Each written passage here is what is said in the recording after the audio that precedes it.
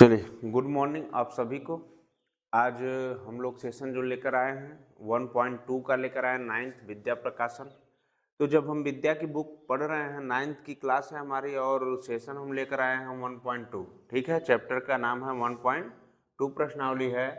तो आपको इसमें सबसे जो पहले पढ़ना है, ये पढ़ना है बहुविकल्पी प्रश्नों को। और बहुविकल्पी में हमारे पास 3 प्रश्न है और हम लोग तीनों प्रश्नों को क्या करेंगे, सॉल्व करते हुए पढ़ेंगे, न कि टिक के माध्यम से। तो आइए हम लोग देखते हैं या समझते हैं चीज़ों को। देखिए यहाँ पे है मामला कि निम्न में से पहला क्वेश्चन है, निम्न में से कौन सी अपरिमेय संख्या है। निम्न में से कौन सी अपरिमेय संख्या है। तो मैं बताया था कि अपरिमेय संख्या वे संख्याएं होती हैं जिनको p/q के रूप में न लिखा जाए, q is not equal to 0 परिमेय होता है, ये क्या होगा, 0 होगा। तो आप उसी के आधार पे इसको सॉल्व करेंगे। सबसे पहले हम तो इसको सॉल्व करते हैं। कड़ी में 25 का वर्गमूल क्या आ जाएगा, 5। कड़ी में 9 का वर्गमूल क्या आ जाएगा, 3। और इसका जो हम करेंगे वर्ग, तो 3 का वर्ग और 5 का वर्ग आ जाएगा बाहर। बात समझ रहे हैं। देखिए ये भी p/q के रूप में लिखा जा सकता है, ये भी p/q के रूप में लिखा जा सकता है, q is not equal to 0। ये भी p/q के रूप में लिखा जा सकता है और q is not equal to 0। तो ये संख्याएं जो हो गई परिमेय संख्याएं हो गई। लेकिन हमको चाहिए क्या, निम्न में से कौन सी अपरिमेय संख्या है। तो हमको चाहिए जब अपरिमेय संख्या, तो कड़ी में 3 का वर्गमूल नहीं होता। ठीक है, तो इसको क्या कर देंगे, टिक लगा देंगे, यही अपरिमेय संख्या है पहले क्वेश्चन। ठीक है, नेक्स्ट क्वेश्चन दूसरा है हमारा, 2 माइनस कड़ी में 5 1। 2 माइनस कड़ी में 5 1 परिमेय संख्या है, अपरिमेय संख्या है, सदैव एक पूर्णांक है, कभी परिमेय कभी अपरिमेय संख्या है। तो इसका जवाब आएगा अपरिमेय संख्या। क्यों है, क्योंकि मैं आप लोगों को बहुत विस्तार पूर्वक पढ़ा रहा था, जब क्लास 10th की बुक से पढ़ा रहा था, तो उस समय पढ़ाया था। क्लास 10 2026 के नाम से हमारा क्या है, प्लेलिस्ट बना है, उसमें 10th की अगर आप लोगों को पढ़ाई करनी है तो 10th का भी मैथ है, पूरा चैप्टर वाइज हर प्रश्नों को कराया जा रहा है अच्छे तरीके से। तो यहाँ क्या है कि उसमें भी जब आप देखे होंगे, पढ़े होंगे, समझे होंगे, तो पाएंगे कि जब एक परिमेय और दूसरा अपरिमेय संख्या है, उसका ऋणात्मक करने पर या सब्ट्रैक्शन करने पर हमको प्राप्त होता है अपरिमेय संख्या। क्या प्राप्त होता है, अपरिमेय संख्या। आगे बढ़ते हैं, तीसरा क्वेश्चन है, किन्हीं दो अपरिमेय संख्याओं का गुणनफल होता है। तो जब किन्हीं दो अपरिमेय संख्याओं का जब गुणनफल आप करेंगे, जब दोनों अपरिमेय संख्याएं होंगी, तो इसका क्या होगा, इसका होगा आपका, ये देखिए किन्हीं दो अपरिमेय संख्याओं का, जैसे मान लिए हम कि अपरिमेय हमारे पास कड़ी में 2 है और कड़ी में 2 है। जब इसका हम क्या किए, कड़ी में 2 से कड़ी में 2 किए, तो ये क्या हो गया, कड़ी में 4, और इसको बाहर करेंगे तो 2 हो जाएगा। आप ये भी देख रहे हैं कि ये तो परिमेय भी आ जा रहा है। और क्या कह रहा है कि किन्हीं दो अपरिमेय संख्याओं का गुणनफल होगा। मान लीजिए कि अगर कड़ी में 4 और कड़ी में 2 का कर रहे हैं, या कड़ी में 3 का कर रहे हैं, तब ये अपरिमेय तो मान आएगा। तो हम कह सकते हैं कि कभी परिमेय संख्या आएगी और कभी अपरिमेय संख्या आएगी। तो आप इसका आंसर डी लगा लीजिए। ठीक है, अब हम आगे बढ़ेंगे।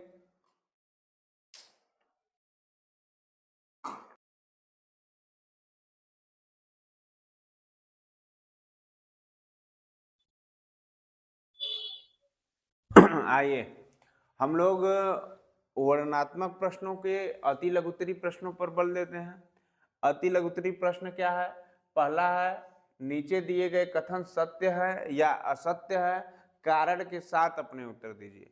देखिए सत्य असत्य जरूर है, लेकिन कारण के साथ उत्तर देना होगा, कारण के साथ उत्तर देना होगा। प्रत्येक अपरिमेय संख्या एक वास्तविक संख्या होती है। देखिए बात ये सही है, अभी हम आपको क्लास 10th में भी पढ़ाए थे कि रियल नंबर क्या होता है। तो प्रत्येक जब वास्तविक संख्या की बात कर रहा है, वास्तविक संख्या बराबर होता है, वास्तविक संख्या रियल नंबर बराबर होता है परिमेय संख्या प्लस अपरिमेय संख्या, प्लस अपरिमेय संख्या। मतलब कि आप कह सकते हैं कि वास्तविक संख्या वे संख्याएं होती हैं जो परिमेय और अपरिमेय के योग के बराबर होती हैं। ठीक है, तो हम क्या कहेंगे इसमें, प्रत्येक अपरिमेय संख्या एक वास्तविक संख्या, ये क्या है, सत्य है। ये क्या है, सत्य है। तो पहला क्या है हमारा, सत्य है, और कारण हमारा क्या रहा, वास्तविक संख्या बराबर परिमेय संख्या प्लस अपरिमेय संख्या। प्रत्येक अपरिमेय संख्या वास्तविक संख्या होती है, प्रत्येक अपरिमेय संख्या वास्तविक संख्या होती है। अब हम आएंगे इसी में दूसरे प्रश्न की ओर।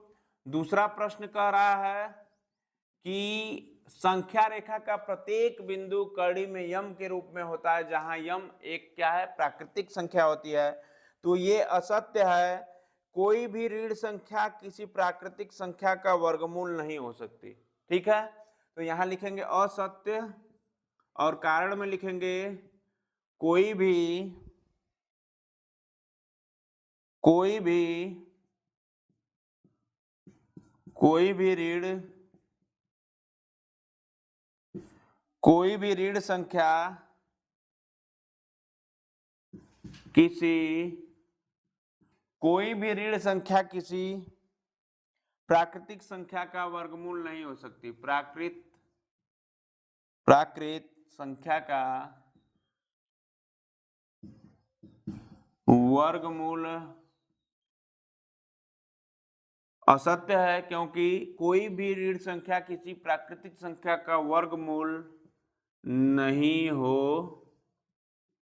सकती। ठीक है, तो पहला ये सत्य था, दूसरा क्या है, असत्य है, और तीसरे पर चलते हैं हम लोग।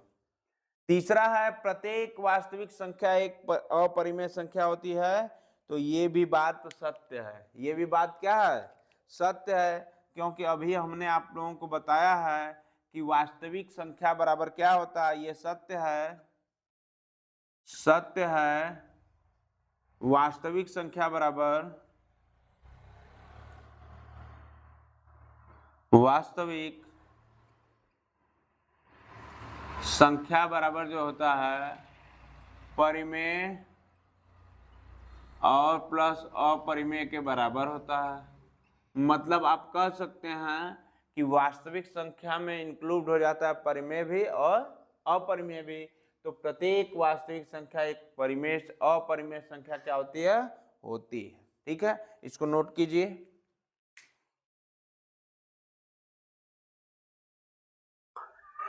देखिए दूसरा प्रश्न है अति लघुत्तरी का, नीचे दिए गए कथन सत्य है या असत्य है, कारण के साथ अपने उत्तर दीजिए।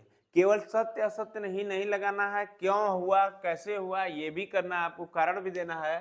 तो पहला है संख्या रेखा के प्रत्येक बिंदु के संगत एक वास्तविक संख्या होती है। तो इसका उत्तर क्या होगा, इसका उत्तर होगा ये सत्य है, क्योंकि संख्या रेखा पर सत्य है क्योंकि संख्या रेखा पर सत्य है, क्योंकि संख्या रेखा पर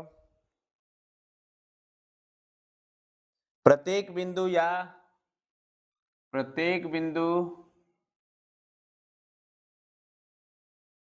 या तो परिमेय होते हैं या अपरिमेय होते हैं,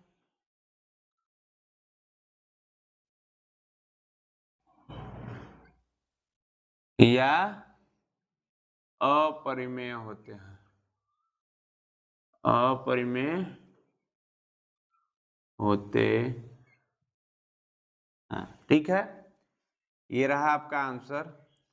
दूसरा प्रश्न, परिमेय संख्या अनगिनत है, परिमेय संख्या अनगिनत है परंतु अपरिमेय संख्या परिमित है।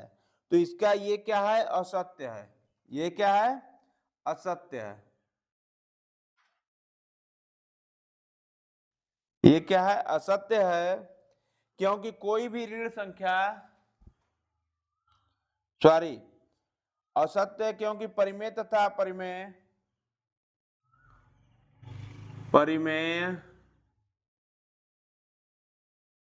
तथा अपरिमेय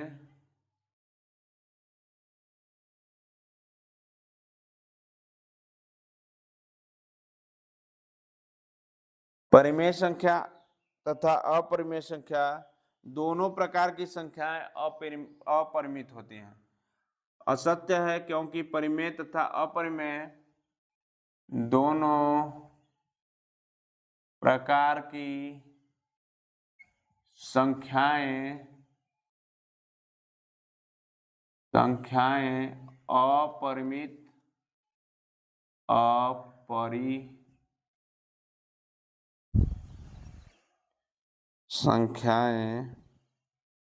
अपरिमित होती हैं, अपरिमित होती है। ये रहा कारण आपका कि तुम्हें बिकना है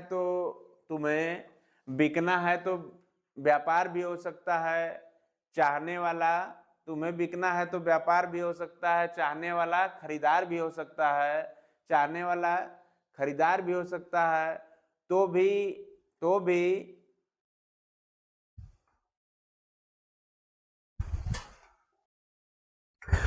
भी अपने दुश्मन को शक की निगाहों से ना देखो, तो कातिल तो तेरा यार भी हो सकता है, कातिल तो तेरा यार भी हो सकता है। कुछ लोग देखिए दुनिया में अगर आप आए हो, आपके अगर दुश्मन आपके हिसाब से नहीं है तब भी आपकी लगभग जिंदगी बेकार है। और कभी भी आपके दुश्मन पे तो आपका हमेशा फोकस रहता है कि फलाने हमारा नुकसान करेंगे, अहित हमारा हमेशा चाहेंगे, लेकिन उनसे बड़ा नुकसान होता है कब, जब आपके मित्र दोस्त यार आपको क्या करते हैं, धोखा देते हैं। उसको भोजपुरी में कहा जाता है कि जिस थाली में खाते हैं उसी थाली में छेद करके चले जाते हैं। तो आप लोग इस संदर्भ को अच्छे से समझिएगा। मित्र और यार क्या करिएगा, बहुत ही सावधानी से बनाइएगा, सोच समझ के बनाइएगा। आगे हम लोग चलते हैं। किन्हीं दो अपरिमेय संख्याओं गुणनफल सदैव अपरिमेय होता है। तो ये भी क्या है, असत्य है। क्या है बेटा, असत्य है। क्यों है, क्योंकि दो परिमेय संख्याओं का गुणनखंड परिमेय भी हो सकता है। असत्य है क्योंकि दो अपरिमेय संख्याओं का गुणनफल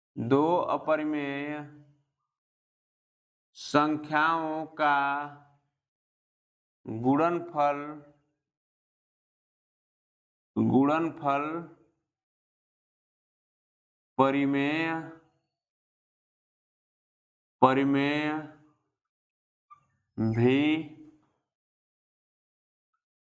हो सकता है।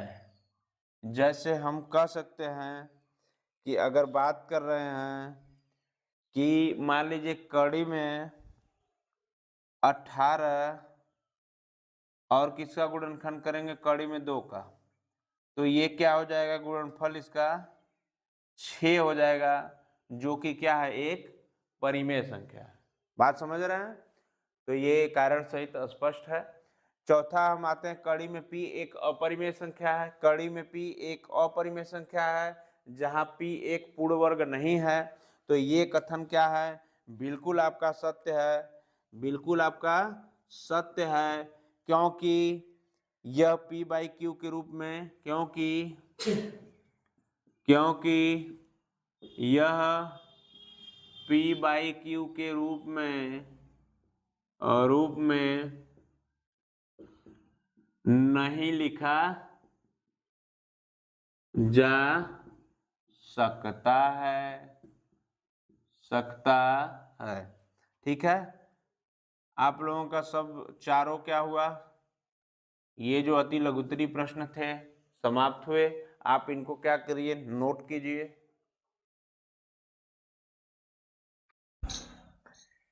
देखिए तीसरा प्रश्न है हमारा, क्या सभी धनात्मक पूर्णांकों के वर्गमूल अपरिमेय होते हैं? क्या सभी धनात्मक पूर्णांकों के वर्गमूल अपरिमेय होते हैं? यदि नहीं तो एक ऐसी संख्या के वर्गमूल का उदाहरण दीजिए जो एक परिमेय संख्या है।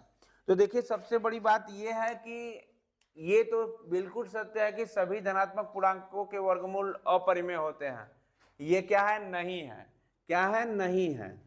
लेकिन एक ऐसी संख्या के वर्गमूल का उदाहरण दीजिए जो एक अपरिमेय संख्या है। देखिए धनात्मक संख्या हम ले लेते हैं, कड़ी में 4, और इसका जब वर्गमूल आएगा तो क्या आएगा, 2 आएगा, और 2 को हम लिख सकते हैं 2/1, P by Q, Q is not equal to 0।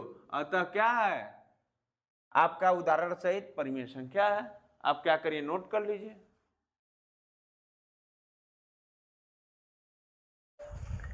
एक चौथा प्रश्न है, परिमेय संख्याओं 5/7 और 9/11 के बीच 4 अलग अलग अपरिमेय संख्या ज्ञात कीजिए। देखिए ऐसा क्वेश्चन बहुत ही आसान हो जाता है। क्यों आसान हो जाता है? क्योंकि हमको अशांत आवर्ती खोजना पड़ता है, अनावर्ती, जो कि मतलब एक तरह से पूरी पूरी विभाजित ना हो। ठीक है, तो अगर हम 5/7 की बात कर रहे हैं, 5/7 इसका कितना आता है बेटा? 0.071 4285। और इसका 9/11 का क्या आएगा? 11 का 9 में भाग देने पर 0.081818181 फलाने जगह चलते जाइए, 8585 ये भी होता चला जाएगा। ठीक है, तो इसके बीच वाली क्या पूछ रहा है कि अपरिमेय संख्या ज्ञात कीजिए। और अपरिमेय संख्या जो होगी ये अशांत अनावर्ती होगी। मैं बताया था आपसे कि ये कभी कटबन नहीं करेगी, चलती जाएगी। देखिए इन्हीं दोनों के बीच में पता करना है, या कह सकते हैं इन्हीं दोनों के बीच में पता करना है। तो मैं संख्या ये क्या है कि 0.72, उसके बाद 72 0 7200 7200 7240 ऐसे ही क्या करेगा जाएगा, चलता रहेगा। बात समझ रहे हैं? एक तो ये हो गई। दूसरी जो संख्या प्राप्त होगी हमें 0.730। देखिए ये 72 है, यहाँ पे 71 था, और हमें अशांत अनावर्ती चाहिए, मतलब कि उसमें कॉम्बिनेशन 0 का बढ़ता जाएगा। ठीक है, तो हम क्या 71 के बाद देखिए 72 ले लिए, 72 के बाद क्या ले लिए 73 0 लिख दिए, फिर 7300 7300 और 7340, और ये कहां तक चला जाएगा? अनंत तक। अब क्या लेंगे? 4 ले लीजिए, नहीं तो इसके बीच निकलना है 81 के ना, तो आप लोग 80 भी ले सकते हो।